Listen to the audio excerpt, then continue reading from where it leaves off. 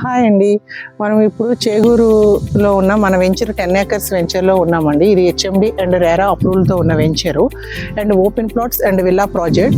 చేగూరు ఎక్కడ అంటే మనకి బెంగళూరు హైవేలో మనకి శంషాబాద్ నుంచి మనకి వితిన్ 12 kilometers చేగూరు అనే ఒక ఊరండి. ఇది మనకి ఎట్లా అంటే కళాశాంతివనం అని మీకు తెలిసే ఉంటుంది అందరికీ. పెద్ద మెడిటేషన్ సెంటర్.